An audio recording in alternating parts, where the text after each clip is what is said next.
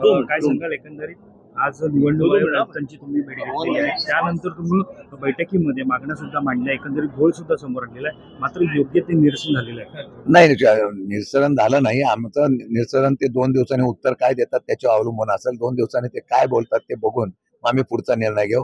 राज्य निवडणूक आयोग आणि केंद्रीय निवडणूक आयोगाचे प्रतिनिधी यांना संयुक्त बैठक करून आम्ही निर्णय मागितलेला आहे.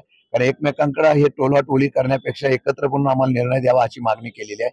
ते काय बोलतात ते बघून आम्ही निर्णय घेऊ. साधारणतः ज्या प्रकारे आता निवडणुकांच्या यादीमधला जो घोळ आहे, त्यानंतर तुम्ही जी स्पष्टता समोर आणलेली आहे, पुराव्यासकट समोर आणलेली आहे, मात्र निवडणूक आयोगाकडून सांगितलं जातं की आम्ही याला जबाबदार नाही, आम्हाला माहिती नाहीये, त्यामुळे नेमकं आता जबाबदार कोण आहे? तुम्ही अल्टिमेटम काय ठेवणार? यादी तयार करण्याचे अधिकार केंद्रीय निवडणूक आयोगाच्या अधिकाराखाली आहे.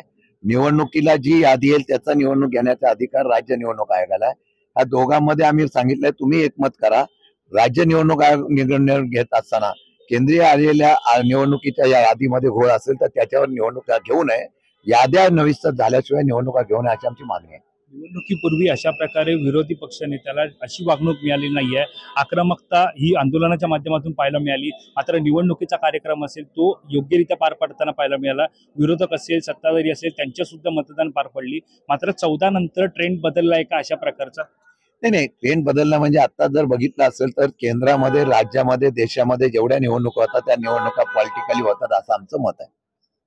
चला, आपण पाहिलं या ठिकाणी की निश्चितच शशिकांत शिंदे यांनी आपल्याशी बातचीत केलेली आहे आणि शशिकांत शिंदे यांनी म्हटलेलं आहे की साधारणतः निवडणुकीचा गुळ आहे आणि तो गुळ दुरुस्त करूनच निवडणुका घ्यावा.